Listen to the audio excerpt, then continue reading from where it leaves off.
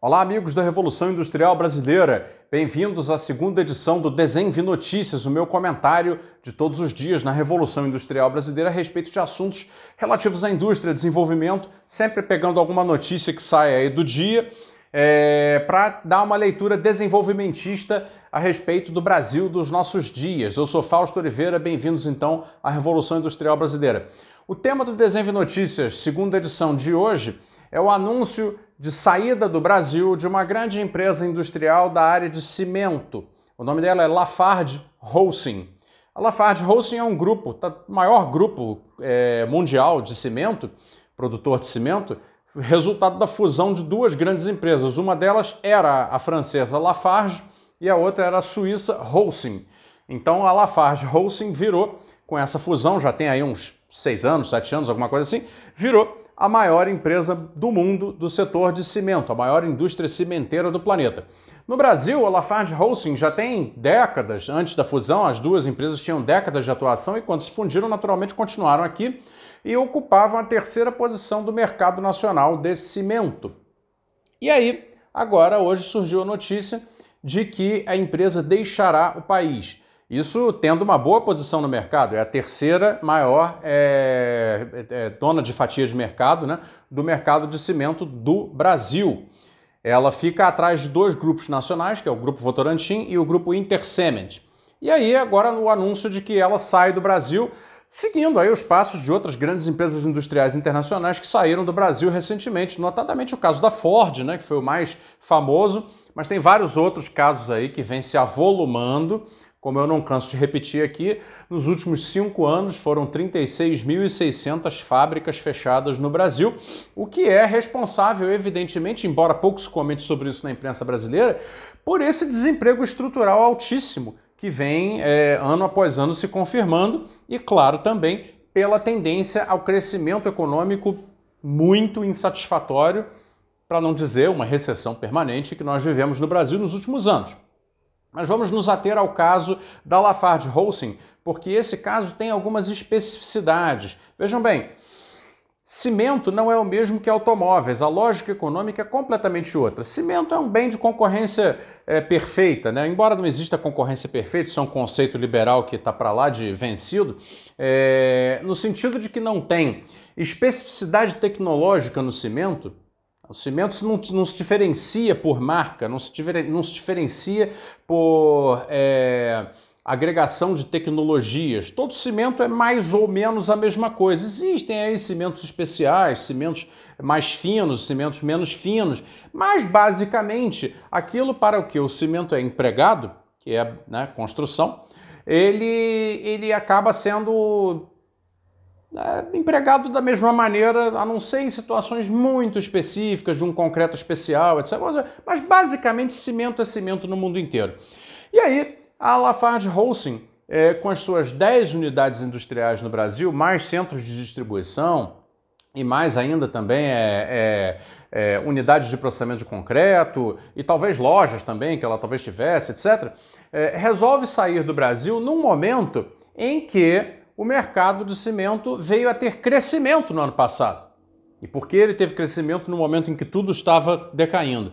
Exatamente por conta do auxílio emergencial, né, pessoal? Que vamos lembrar, quando injetou mais de 300 bilhões na economia brasileira no ano passado, e dois setores especificamente cresceram por causa da injeção de recursos excepcionais em função do auxílio emergencial. Um deles, comércio de varejo, ou seja, compra de comida, compra de produtos de limpeza, bens de consumo em geral, e o outro, compra de materiais de construção. E por que isso? Porque uma boa parte da classe média baixa, resolveu fazer obra em casa. O próprio Sindicato Nacional das Indústrias de Cimento fala isso claramente, eles dizem isso, não é? Eles dizem que a autoconstrução, ou seja, aquela pequena obra que o sujeito resolve fazer, aquela expansãozinha da sua casa, o puxadinho, na verdade, famosas instituições brasileiras da autoconstrução foram responsáveis por mais da metade do consumo de cimento no ano passado e, evidentemente, foi por isso que, e o Sindicato Nacional diz isso, tá? Não sou eu que estou dizendo, não. Foi, então, esse o fator responsável pelo crescimento de 11% na produção de cimento em 2020 no Brasil.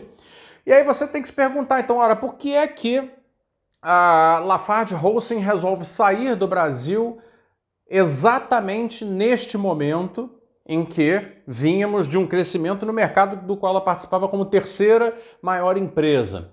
Bom, a desculpa que eles deram e publicaram aí nos jornais é absolutamente... não dá para acreditar. Eles dizem que é uma decisão mundial, que a empresa resolveu se focar em mercados de maior rentabilidade. Não confere, não bate. O Brasil é um grande mercado, cheio de coisas a construir, portanto cheio de cimento para vender. Escolhem mal o momento de sair, porque é um momento em que há crescimento. Ou seja, é uma desculpa que evidentemente está esfarrapada, não explica exatamente e nos leva então a continuar a pergunta. Por que mais essa empresa industrial some do Brasil exatamente nesse momento? Bom, eu vou passar agora a minha interpretação a respeito disso. O mundo está em profunda mudança de paradigma econômico agora, neste momento.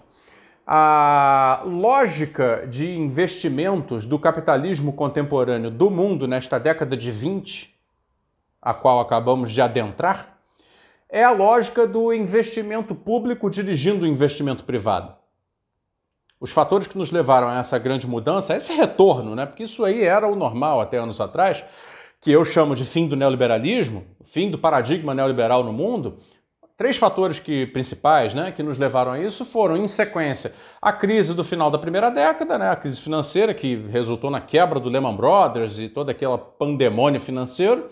Em seguida, a vigorosa ascensão chinesa e a tomada de posição na geopolítica e na geoeconomia da China e da Ásia como um todo, principalmente nos setores de maior poder tecnológico e, portanto, de maior valor e, portanto, de maior capacidade de geração de poder político. E o terceiro fator foi a pandemia do Covid-19, que veio desorganizar as cadeias de suprimentos e, portanto, levar a uma reorganização da lógica de investimentos para manter o sistema funcionando, recuperar as economias, redesenhar o futuro da economia, como eu venho falando aqui vez atrás de vez nos vídeos recentes. Ora, se hoje nós já estamos sob um paradigma de investimentos públicos, liderando os investimentos privados, recuperando as economias, vide o caso do plano Joe Biden nos Estados Unidos, que vai colocar quase 4 trilhões de dólares em recuperação de empresas e recuperação de famílias, infraestrutura pesada, redesenho da economia no sentido da economia verde, novas matrizes energéticas, carros elétricos, não é verdade? Toda essa questão. Se você tem a China já fazendo isso há muito tempo e a Europa também se reorganizando para fazer isto, significa o seguinte: o mapa das empresas passou a ser visualizado a partir desse novo paradigma, é natural que seja. E aí vejam, o que uma empresa como a LafargeHolcim, maior produtora mundial de cimento, olha quando enxerga o Brasil fazendo ajuste fiscal permanente, numa recessão sem fim, sem a menor perspectiva de grandes investimentos públicos que mobilizassem o consumo de cimento em grandes obras de infraestrutura, o que ela percebe? Ela percebe um mercado em diminuição. É evidente que ela deve, né, porque é uma player do setor, ter olhado para o ano de 2020 e ter sorrido com as grandes vendas que teve, enquanto havia política de expansão do consumo. Política de expansão essa que foi absolutamente sem estratégia, foi apenas uma remediação do momento de necessidade da sociedade. E a sociedade acabou respondendo com demanda. E isso, evidentemente, gerou para a Lafarge e para as outras ganhos momentâneos, uma bolha de consumo de cimento, do qual certamente a empresa franco-suíça se aproveitou. Agora, olhando para daqui para diante, será que ela percebeu sustentação dessa demanda ou decréscimo dessa demanda? Será que ela percebeu um Brasil com investimentos privados pujantes, construindo infraestrutura pesada para contratos de 30, 40 anos? Fazer o quê? Rodovias, pontes, etc, aeroportos, etc, num país que não cresce? Será? Tudo isso com investimento privado? Eles devem ter pensado, poxa, quem é que vai pagar esses pedágios? Na verdade, será que os contratos dessas concessões que eles querem fazer não serão antieconômicos? Será que esses contratos realmente serão atrativos com tão baixa demanda, com tão baixa taxa de investimentos no país? Será que é um lugar onde eu vou permanecer? Será que não é justamente a hora de sair, porque os ativos vão estar valorizados depois de um ano de bom crescimento? Eu vou poder vender as minhas 10 fábricas por um preço razoável e ir lucrar onde, de fato, o governo está colocando dinheiro de verdade para fazer infraestrutura de verdade? Essa é a minha interpretação. Me parece evidente que a LafargeHolcim, como a maior empresa do mundo da área de cimento, vai priorizar mercados que, a partir de agora, estarão ativos sob a nova lógica de investimento produtivo do mundo. Culpado é o Brasil que não está nessa lógica.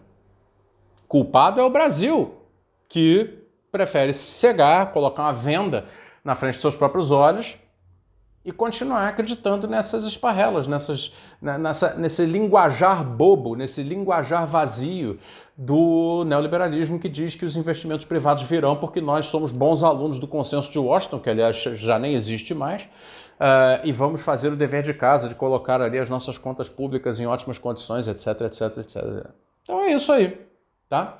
Bom, eu encerro, pessoal, convidando você a entrar no Clube da Revolução Industrial Brasileira. Aqui embaixo na descrição do vídeo você vai encontrar o link para fazer isso. O link é o do Apoia-se. Lá dentro eu estruturei o Clube da Revolução Industrial Brasileira. Hoje à noite, às 21 horas, hoje no dia 21 de abril, às 21 horas, eu estarei ao vivo com o pessoal do clube, tá? É uma reunião de membros. É um dos benefícios exclusivos que você pode ter em sendo membro da Revolução Industrial Brasileira por um dos planos que você pode vir a conhecer aqui embaixo clicando no link. Eu fico por aqui, obrigado e até amanhã.